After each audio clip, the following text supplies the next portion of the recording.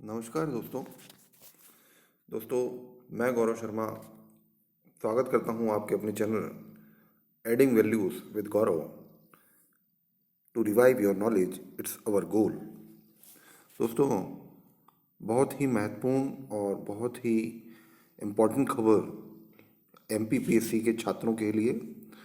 जो भी अभ्यर्थी एमपीपीएससी की तैयारी कर रहे थे या एमपीपीएससी 2019 और 20 के रिजल्ट के लिए वेट कर रहे थे, उनके लिए आज मध्य प्रदेश सरकार के द्वारा बहुत ही महत्वपूर्ण निर्णय लिया गया है।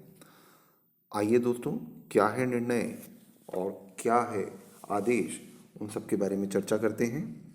अगर दोस्तों इससे पहले अगर आप चैनल पर नए हों तो चैनल को सब्सक्राइब, लाइक और शेयर करना ना भूलें, जिससे कि ऐसे ही वीडियो मैं आपके लिए हमेशा लाता रहूं। दोस्तों, मध्य प्रदेश राजपत्र असाधारण प्राधिकार के अंतर्गत आज एक राजपत्र मध्य प्रदेश सरकार द्वारा 20 दिसंबर 2021 को समान प्रशासन विभाग के माध्यम से लाया गया है, जिसमें कुछ संशोधन कर दिए गए हैं। जी हाँ दोस्तों, क्या संशोधन है देखते हैं। संशोधन जानने से पहले कुछ परिभाषाएं उन्होंने दी हैं, इनको समझ लेना बहुत आवश्यक है, तभी हम इन संशोधनों को भली भांति समझ पाएंगे।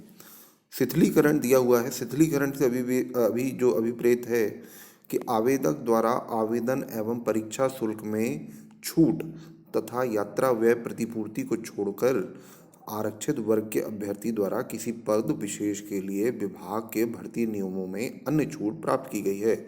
सरल भाषा में समझाऊं तो कुल मिलाकर किसी भी तरीके से कुछ आरक्षण अगर हमने लिया हो, किसी आरक्षण का लाभ हुआ लिया हो, इसका मतलब शिथिलीकरण से है। अनारक्षित का मतलब वही है जिन ऐसे अभ्यर्थी जो किसी कैटेगरी में, चाहे वो एससी, एसटी, ओबीसी या ईडब्ल्यूएस में है, इसके अभ्यर्थी नहीं हो और जिन्होंने शिथिलीकरण का कोई लाभ ना लिया हो। तो क्या है संशोधन और क्या रहेगा लाभ जो अभ्यर्थियों के लिए, और रिजल्ट अब कैसे जारी हो सकता है, ये देखते हैं। प्रारंभिक परीक्षा में प्राप्त अंकों के आधार पर विज्ञापित रिक्तियों के अब 20 गुना अभ्यर्थी प्रवर्गवार इस शर्त के अध्ययन रहते हुए मुख्य परीक्षा हेतु सफल घोषित किया जाएगा कि अभ्यर्थी ने उतने न्यूनतम अंक अर्जित कर लिए हैं जितने की आयोग द्वारा विनिर्दिष्ट किए जाएं।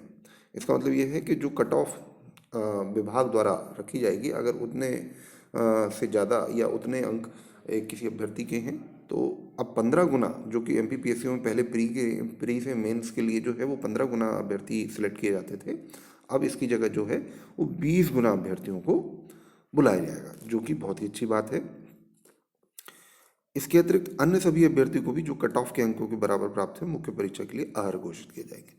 फिर दूसरी बात क्या लिखी है, प्रारंभिक चरण में अनारक्षित वर्ग का कट ऑफ निर्धारित किया जाएगा सर्वप्रथम। इसके उपरांत जो है आरक्षित वर्ग के ऐसे अभ्यर्थी जो अनारक्षित वर्ग के लिए कट ऑफ या उससे अधिक अंक प्राप्त करते हैं, उन लोगों को उसमें शामिल किया जाएगा। इसका मतलब ये है कि अगर अनरिजर्व्ड का जो कट ऑफ रहेगा उससे अधिक अगर कोई कैटेगरी वाला बंदा जैसे एससी, एसटी, ओबीसी या ईडब्ल्यूएस में है, अगर वो भी उससे अधिक अंक लाता है तो वो अनारक्षित की श्रेणी में ही शामिल किया जाएगा। इसके बाद जो होगा एससी, एसटी, ओबीसी और ईडब्ल्यूएस की श्रेणीवार प्रवर्गवार मेरिट लिस्ट तैयार की जाएगी। इसके बाद महिलाओं को जो भी आरक्षण या भूतपूर्व सैनिकों को जो भी हॉरिजॉन्टल आरक्षण का लाभ मिलता है वह उनको उसी हिसाब से मिलेगा जो पहले भी मिलता रहा है। इसके बाद समस्त पांचों सूचियां बनाने के पश्चात मुख्य परीक्षा हेतु पात्र अभ्यर्थियों की संयुक्त सूची बनाई जाएगी तथा अनुक्रमवार परीक्षा परिणाम घोषित किए जाएंगे। कुल मिला के अगर मैं ये कहूँ, इनको सरल शब्दों में समझाने का प्रयास करूँ तो जो कमलनाथ सरकार द्वारा आरक्षण नीति लाई गई थी, रोस्टर नीति लाई गई थी, उसको शिथिल करते हुए मध्य प्रदेश सरकार ने पुनः वही नीति लागू की है जो 2018 या उससे पूर्व में चलती आई है। अब आप लोगों के मन में एक सवाल जरूर आ रहा होगा कि ओबीसी के लिए कितना आरक्षण है और क्या सामान्य वर्ग के अभ्यर्थियों को आरक्षण को काट दिया गया है। तो दोस्तों, मैं आपको बताना चाहूँगा कि ओबीसी रोस्टर प्रणाली जो लागू की थी कमलनाथ जी की सरकार द्वारा या कांग्रेस सरकार द्वारा, उसको अब समाप्त कर दिया गया है। इसकी जगह अब जो भी अनरिजर्व में मेरिट में आएगा वो अनरिजर्व कैटेगरी में जाएगा, और जो ओबीसी का आरक्षण है वो जस का तस 14% के तहत ही लागू किया जाएगा। चूँकि पिछले साल काफ़ी हाई कट ऑफ गई थी ओबीसी की, और इसके पहले भी हमने देखा था प्री में काफ़ी हाई कट ऑफ जा रही थी। इसका कारण ही एक रोस्टर प्रणाली था। इसमें यह था कि अगर जनरल कैटेगरी का बंदा है तो वो जनरल कैटेगरी में ही मेरिट आएगी, अगर ओबीसी का बंदा है तो वो सिर्फ ओबीसी के वर्ग में ही फाइट करेगा। इसी तरीके से अन्य वर्गों के लिए भी वो सब अपने अपने वर्ग में ही मेरिट प्रिपेयर करके उसकी लिस्ट बनाई जाती थी। इस कारण ओबीसी की जो कट ऑफ है वो अपेक्षाकृत पिछले सालों की तुलना में काफ़ी हाई रही। दोस्तों, एक बात और कहना चाहता हूँ कि ये आरक्षण जो है सिर्फ एक राजनीति का एक मुद्दा बन गया है, और इसमें केवल और केवल चाहे कोई भी हो सिर्फ राजनीति कर रहे हैं, और इसके अलावा अभ्यर्थियों को उससे कोई फ़ायदा नहीं होने वाला है। ना ही किसी ओबीसी वाले ने या कभी जनरल वाले ने ये कहा है कि हमें इतना आरक्षण दे दीजिए या इतना आरक्षण कम कर दीजिए।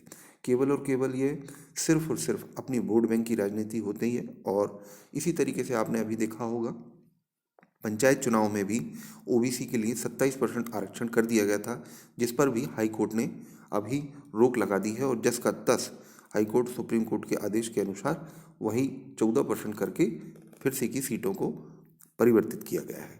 इसी तरीके से आपने पहले भी देखा होगा कि महाराष्ट्र सरकार में भी जब मराठाओं के लिए उन्होंने आरक्षण को अपनी सीमा से अधिक लगा दिया गया था, तो भी सुप्रीम कोर्ट ने उनको बहुत बुरी तरीके से फटकार लगाई थी और वह आरक्षण भी निरस्त कर दिया गया था। तो दोस्तों, कभी भी हो इन आरक्षणों के चक्करों में ना फंसते हुए, ये जो हमारे समय को बर्बाद कर रहे हैं और हमारे जीवन की जो महत्वपूर्ण जो पढ़ने की उम्र होती है उसको ये इस तरीके से बर्बाद करने पर तुले हुए हैं, इन सब में न जाते हुए अब ये जो रुके हुए रिजल्ट हैं एमपीपीएससी के, वह आने की संभावना है, और इसके द्वारा काफ़ी कुछ क्लियर हो जाएगा। एमपीपीएससी भी अपना रिजल्ट जारी कर पाएगी। तो अगर आप लोग इसी तरीके से तैयारी कर रहे हैं तो तैयारी करते रहिए, और रिजल्ट भी जारी हो सकता है, और आप लोग आगे के एग्ज़ाम भी जल्द ही दे पाएंगे, ऐसी आशाओं के साथ यह वीडियो मैं समाप्त करता हूँ।